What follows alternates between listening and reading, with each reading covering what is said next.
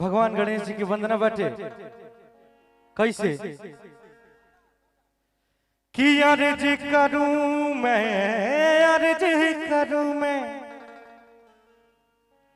भक्त बाबा से कहता अर्ज करूं मैं तेरी गणेश विघ्नेश जी, दर्शन दो हर लोक गणेश, तुम ही हो सिद्धिदाता, तुम ही हो भाग्य विधाता। हाय हाय भैया हो, क्या बात है।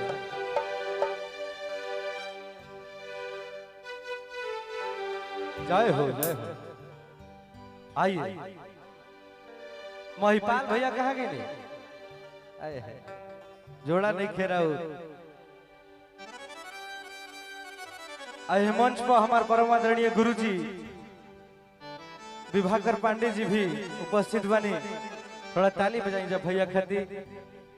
अब पीछे हमारे भैया लोग बहुत जने आयल बड़े लोग, अमित सोनी जी, वेब कंपनी के हेंडर सतीश राय जी, रघुवेंद्र भैया, सब के बाटे, सबका के हाथ जोड़ के प्रणाम बाटे। कैसे कि अर्ज करूं मैं तेरी गणेश विघ्नेश जी, दर्शन दो हर लोक गणेश, तुम ही हो सिद्धिदाता, तुम ही हो भाग्य विधाता, तुम ही हो सिद्धिदाता, तुम ही हो भाग्य विधाता। अर्ज करूं मैं, अर्ज करूं मैं, अर्ज करूं मैं तेरी गणेश विघ्नेश जी, दर्शन दो हर लोक गणेश, तुम ही हो सिद्धिदाता, तुम ही हो भाग्य विधाता, तुम ही हो सिद्धिदाता, तुम ही हो भाग्य विधाता। जय हो।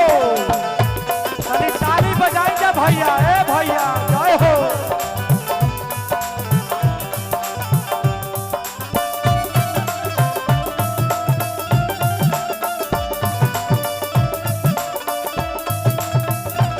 बाहर भैया बना रही।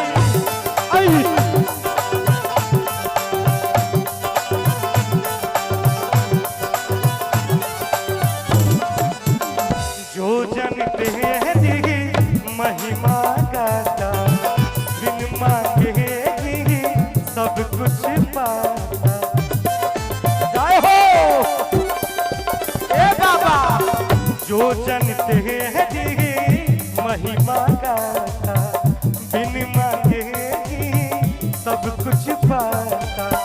माता उमा है, माता उमा है, माता उमा है, पिता है महेश विघ्नेश जी, दर्शन दो हर लोक गणेश, तुम ही हो सिद्धिदाता, तुम ही हो भाग्य विधाता, तुम ही हो सिद्धिदाता, तुम ही हो भाग्य विधाता, तुम ही हो सिद्धिदाता, तुम ही हो भाग्य विधाता, तुम ही हो सिद्धिदाता, तुम ही हो।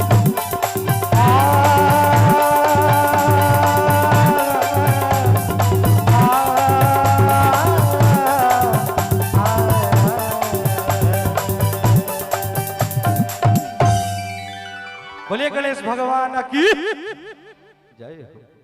अब बताइए। हाँ सर।